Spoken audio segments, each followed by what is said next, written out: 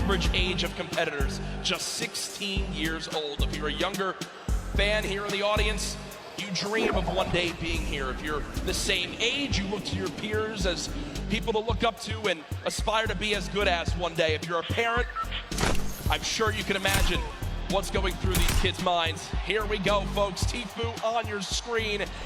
Block has been his place forever, Dr. Lupo, and he is not shying away here in game number 1. I had a chance earlier during warm-ups just talk to Tfue about this landing zone. The opinion was basically, I don't care who else lands here, I'm going to take it. I'm going to clear out every other opponent there and roll on through. He's got a chance to go up the hill potentially for ballers if those remain uncontested. He has a free legendary chest right here in the middle. And look at the inventory already. Blue pump shotgun, gold tactical AR, gold standard AR, a mini bandages. He's got brick for days here. The resources are incredible. Yep. A loadout already. He just needs some mobility. Maybe drop one of the ARs depending on ammunition at a certain point. Gotta find some shadow bombs. Even the redeploy might be worth it. We'll see if he swaps out. He actually puts down that tac AR and grabs a purple grenade launcher. And the zone right there as well. Oh my god. Only one other player landed here. That's Clipnode. So it's going to be Tfue versus Clipnode for control of the block, unless Clipnode decides to say, rotate away. I've got a lot of respect for that gameplay. He knows block as well. Clipnode always landing here too. Will go ahead and fall away. And folks, I think as a sign of respect for Tfue as a player, they have forfeited the rest of block to this man, as he's already at 190 total HP and a fantastic inventory. Rotating here towards Fatal Fields. Class on your screen. Bucky there as well. Class currently with a little bit of a mixed inventory, but this is what we talked about yesterday. If you play Fortnite, you know that in the Fatal Fields core maze, there is loot. Well, guess what? Just floor spawns all over. Typically, you and I, I'm sure, Ben, break all the corn 100%. down. We farm it on up. These players know the exact route of where the loot is while it's hidden in the corn because they've studied this area of the map so much. It's the little things that make the biggest differences. Class right now looting, and no one has any clue where he is. Lucky in the long barn, grabbing. There's 2 chests spawn here, plus any of the floor loot possible along the way. Little side stalls, so quite a bit of wood to farm up. He's got a couple little forests. He's got the fork knife quarry there, plus the ship up top. He can take that slip all the way to the top. He's got an opportunity to travel basically uncontested early game unless somebody maybe gets a couple shots from a distance. Meanwhile, over here at Mega Mall, Pika and Keenstar hanging out inside the shops. Quite a few chests. A lot of verticality inside tends to lead to audio-based fights and try and figure out whether your opponent is above or below and how much these players play. If they're keen on those audio cues, they'll know almost immediately. Rotating now down to Lucky landing. Bugha on the screen. Snazy there as well. First stink bomb coming on through. Doesn't actually wind up connecting with too much. 16 builds in total. Now remember, we do play with siphon settings on. So if you get an elimination, you earn 50 HP. So if you're at 74 total health, you'll gain 26 HP to go to max and 24 shield. Also, when you get the elimination, even if the opponent has 0 materials, they'll still drop 50 of each material type. So there's a lot of, especially early game reward, Dr. Lupo, in securing some of these eliminations. Now, Snazy right now with the top down on his opponent. It looked like he's trying to use the stinks and that proximity grenade launcher just to try and find even one hit, which at this point with such low ammunition, he's out of stinks now. He still has the 3 proximity grenade launcher shots. He's kind of burning through resources. I was going to say, he sees those grenades. I was thinking exactly that, yep. Well, just trying to find a bead at this point. He knows based on the audio, Bugha is rotating back and forth in this little brick tunnel underneath. No tags quite yet, minus a little bit of HP with the stink earlier. Snazy still has the high ground here. Not a ton of materials, 18 builds. At some point, he's going to have to opt to either push this or rotate away, and now might be the time to rotate away unless Bugha's going to push from behind. We'll see here. Big up. Oh, wait, actually, not even an upgrade. Never mind, he already has a gold combat number 4 slot there. Snazy, Bugha separating from each other a little bit, not necessarily pressuring. Early game pressure at game 1 of 6 for World Cup solos would be could be pretty advantageous to get that siphon. He's looking for a shot. The heavy snipe. Work goes and not quite enough. Bugha misses just behind as Snazy sneaks away from the higher floors of that north side building and Lucky. Yeah, Bugha winds up seeing that middle cherry blossom tree get knocked down, and a lot of times in competitive games, players will just hit the trees down to 50 total HP left, but they won't fully remove them from the map because the animation of the tree breaking gives away your position. So if you want to make sure you stay a little bit more hidden in your games at home, only break trees down to 50 total health left and leave them. You'll get a ton of materials, but you'll also still remain as hidden as possible. Benji Fishy, a player with very high expectations for not only himself, but from the community here this weekend. Did play yesterday, I believe, placed 14th with his duo, Mr. Savage. The first stink bomb comes on through, and with that damage, it looks like Benji Fishy wants a fight, but unfortunately does take 50 immediately from the back, and will go ahead and just give up his position for the moment. A little bit of frustration on his face, and you can't blame him. Shots is attempting to push a little bit on Nate right there. Pleasant Park still inside the safe zone, so moving away from this doesn't have to happen just yet. We'll see. Nate takes an opportunity, rotates all the way across to that treehouse building in the southwest corner. Meanwhile, southwest of the entire map, Crew not alone down here. A little bit of a build fight back and forth, and they are not inside the zone. 91 players remain right now. Only 9 have gone down. It's early in the game. It's going to stay very, very high in the player count. Crew may be waiting to see if that edit comes through. Doesn't quite. Storm waiting inside. We see this all the time. Just holding the edit inside the pyramid. Yep. He doesn't want to step out, potentially get shot. Rotate back down underneath and maybe check his other sides. Meanwhile, King led Wiki in a 1v1. King on the defensive. At this point, he might have the high ground. Oh my gosh. Sneaks the shotgun shot in right before the ramp can go down. Oh, no. Okay. Oh, okay. No. And you see King, a little bit of a smirk right there yesterday when we had a little bit of a, maybe I guess you could say trash talk in the game. It was Skeptic who winds up going down to Mongrel Mitro. This time I think King will live to see another fight, but ooh, I like some of this little spiciness to kick off game number 1. He wins that fight with a quick wall retake and edit on through. Over to Neo Tilted. Creo, Hornet, and Clicks currently within a couple buildings of each other, and you see on your screen on the backside, Lechi, Bugha, and Mongrel still there as well. Flutter Noise rotating through, looks like on a ball on the backside. Real quick, we'll put the replay up of exactly how that played out. Storm here, stuck inside that box just moments ago. No. Oh, full send into the air and does catch the shots there. The burst SMG proving useful even midair. Burst SMG, probably not the exact item that players want, but still making use of it. Uh-oh, it's a corn fight.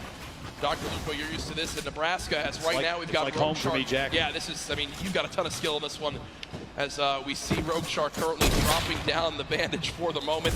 Already the ramp goes through, and Rogue Shark just wasn't ready for it, so if you didn't catch what happened right there, Dr. Lupo, quick little breakdown. The campfire was placed, he lost control of his wall, but because he had no pyramid inside his box, the opponent placed a ramp and then edited past the ramp for extra cover. It's one of the fastest but most effective ways to take out an opponent when they're inside their 1x1. Left Eye did just get an elimination, does use that shockwave to get away from E-Rouse, but solid start as well, and I believe I did just see a fan favorite in Vivid in the elimination feed picking up his first elim. Storm starting to move. We have 56 seconds. My apologies before the next circle closes, and it is a big crunch to the center of the map. You might not be able to see in the bottom right there, but folks, it is just northeast centered from Neo Tilted. Everyone is going to get pushed together into the city. Let's see here. Dubs. Play, trying to push from the outside of Flint, knocking his opponent to rotate away, and Dubs does not want to let them go. 46 back-to-back hits, and he can't find a bead on Evil Mare. Goes down out here at the old Greasy Grove Ice Lake. And you see Evil Mare with still just in total about 80 HP. Got the 50 back for the elimination, so when you calculate it, really only had about 30 health left. So Dubs so close, but not able to connect with that final combat shotgun shot. And Dr. Lupo, look at this inventory for Riverson, for Team Liquid. 6 shockwave grenades, 2 minis, 3 chug splashes, a launch pad, Weapon's a little bit awkward, if I'm going to be honest. Just a scoped assault rifle and a epic tactical shotgun. But Storm Surge is coming to play in Dr. Loop, but we haven't really touched on that yet today. Inform the viewers at home as to exactly what this is. So Storm Surge is a mechanic to prevent players from potentially sitting and not engaging in fights. If there are a certain number of players at this point, when there's over 70, when the circle closes, people are going to start to take 25 damage every tick. That's every 5 seconds, unless they are over the threshold for the amount of damage done in the lobby. It's a way to encourage players to get engaged in fights without having to force anybody. You can't really just sit still the entire time. You've got to get engaged, get involved with what's going on. And it ends when we go below that threshold. Let's bring up this first threshold. You have to drop below 70 players. So Storm Surge will remain in play right now until 69 players is reached. You see Bugha with an elimination, Blaster with one as well. Players above the damage threshold sitting pretty right now, but players who are below it, they're frantically searching for some damage they can do to try to get themselves in a safe spot. Aqua on your screen, one of the World Cup duo champions from yesterday, just outside of SD Divot. Shots inside here, Colorful trying to rotate back away, doesn't want to quite get caught just yet. Those splashes, by the way, one of the best healing items in the game right now in scrimmages and competitive Fortnite. An instant throw 20, and it's HP or shield. It'll transfer across both. May not be able to get this off quite yet. It's got to cancel. He did. Oh, he did indeed. Yep. Kurtz applying pressure from the side. Not a lot of ammunition right now in the inventory. Only 70 medium rounds for that heavy AR. Not the favorite for a spray weapon. Great at tap fire at a distance, though. Look at how dead center this zone is in the bottom right of your screen. Mr. Savage did just get an elimination down on him often. Mr. Savage still alive in this one, looking to bounce back from yesterday. I know Mr. Savage wasn't too happy with the final performance. Kurtz still, we saw the player piece on him from Brazil, trying to rep for his family. Class elimination there as well onto Twins. And Storm Surge is now active for the players still above. So people will begin taking damage, and that's a solid chunk with that common tactical shotgun. But another player begins to throw their name into the hat. Doc Uvo Kurtz, no more shield left. We'll back up for the moment.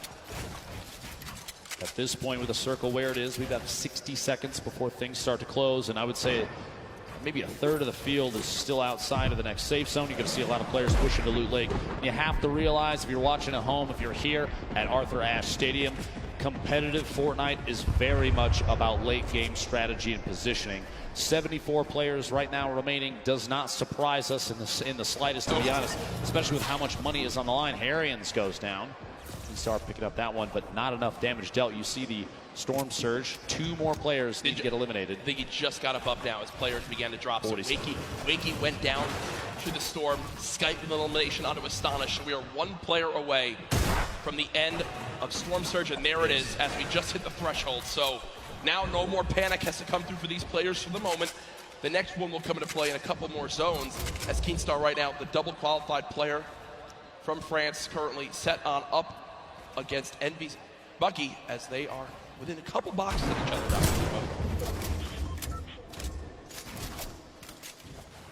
Just to see exactly where things move through here. Just want to hold these edits and look out. No reason to apply too much pressure just yet. He's kind of waiting to see other players that may be around him rotating away, and that's exactly the play. Bucky, by the way, a player that we've seen competitive qualifiers. He actually spent some time talking to Hogman a lot to refine his gameplay and his drop. We've seen a big improvement since then. Good shout out to Hogman for helping Bucky out with that one.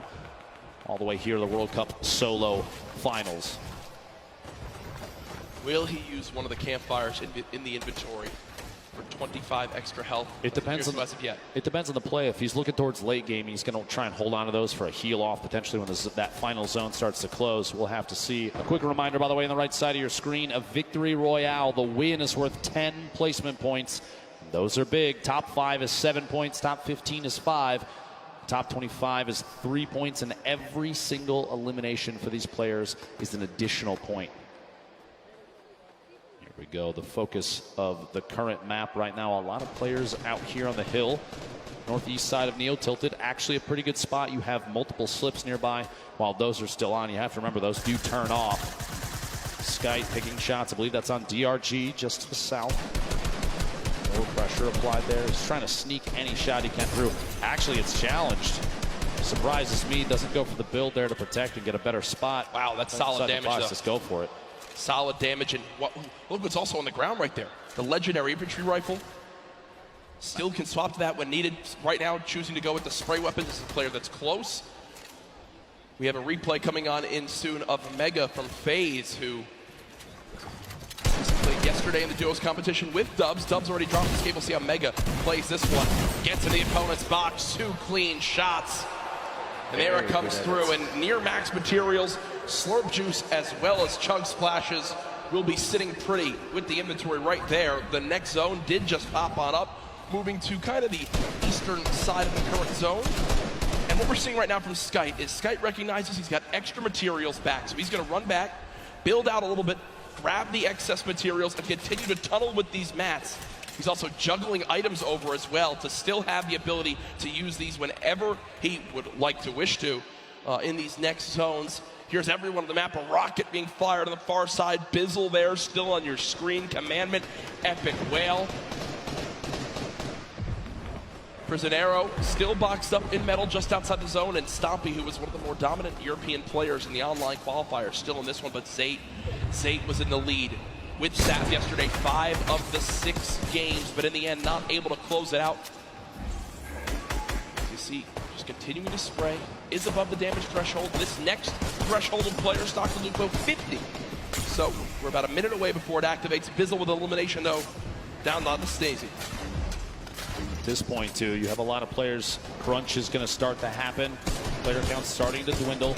The loadout here in Zate's inventory, a single Shadow Bomb going to be used for rotation if he has to. Not quite yet, though. He's already in the next safe zone. That heavy sniper rifle we just saw moments ago, and he'll probably go for it again. He's going to knock out a wall and immediately swap to that legendary AR to try and take shots while the wall is gone, while the player may not be paying attention. This could be a big one right here. Immediate swap, a 69 shield tag, solid crit through the wall. They do box up, but it looks like at that moment he saw the box was being pressured from another player and decided to go for it. Keep in mind, here we go. Keep in mind, no healing for Zate, so you can see just how cautiously he's taking these fights. Oh, yeah. Also today in solos, there's no longer the threat, Dr. Lupo, of the double heavy sniper. Sure, we've seen solo players try to use it to their advantage by themselves, but it just is not the same effect. Lolboom, bottom right of your screen. Zate, top left of your screen. Both the 2 eliminations so far, and here comes Storm Surge for players pushing on in. Not a threat for Lolboom as he's 409 above, but Karhu did just go down to that Storm Surge, so an unfortunate game number 1 there, and ooh, some free shockwave grenades to pick up. Dr. Lupo will be extremely useful in these rotating zones, and oh man, Lolboom is eating the stink bomb. 50 damage, Dr. Lupo. Terrible, terrible spot to be in for Lolboom.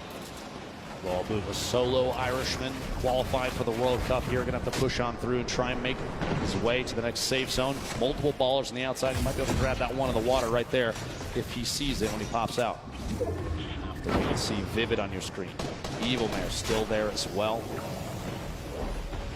Psalm rotating in, multiple ballers still on the field. Look at that build. Look at the, yeah. Oh this is like a Fortnite World Cup apartment complex.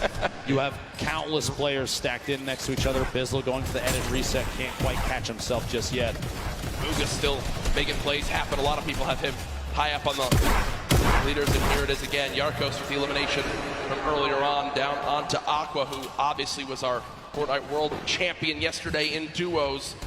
Rough start in game number 1. Bizzle, one of the most consistent and winningest Fortnite pro players of all time, Dr. Lupo.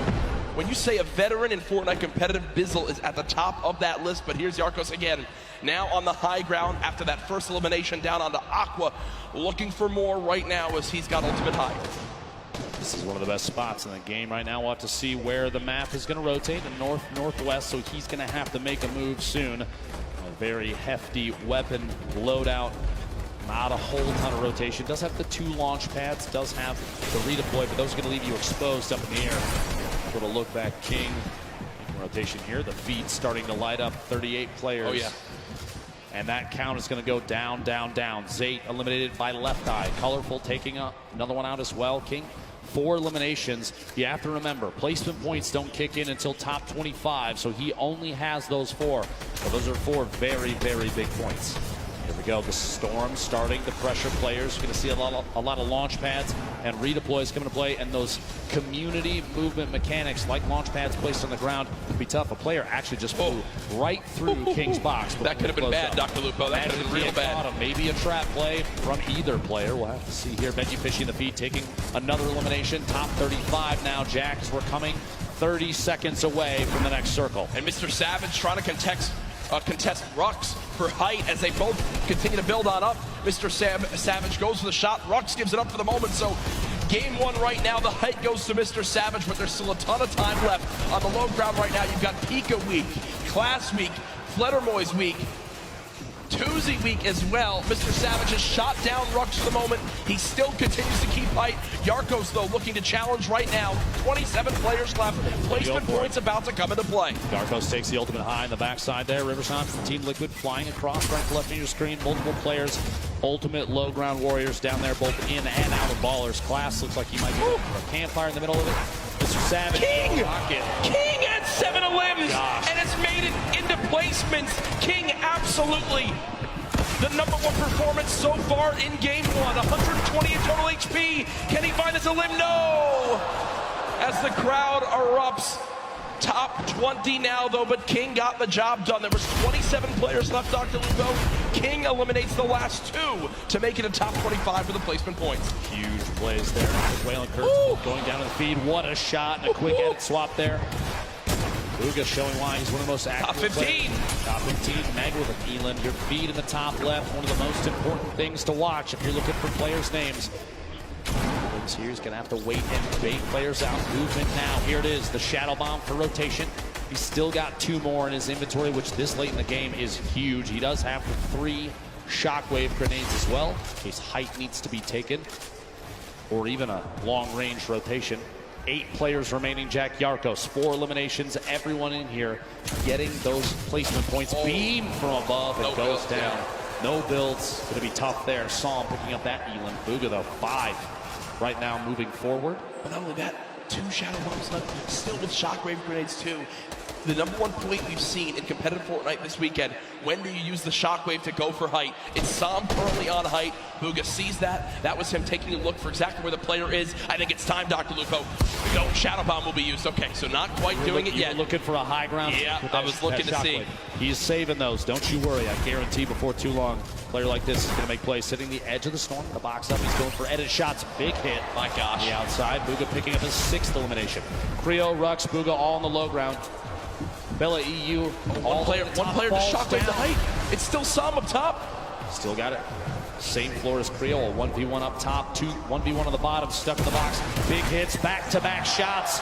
Bugha picking up another elimination. Bugha is insane now. Almost going to be his game to win. We'll see here another one. Can he find the 9th elimination and the first victory royale, the World Cup solos? Dr. Lupo, it might be time soon.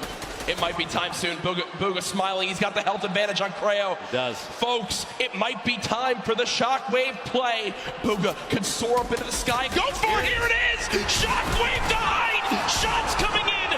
No elimination yet for the first game victory royale. Oh my gosh.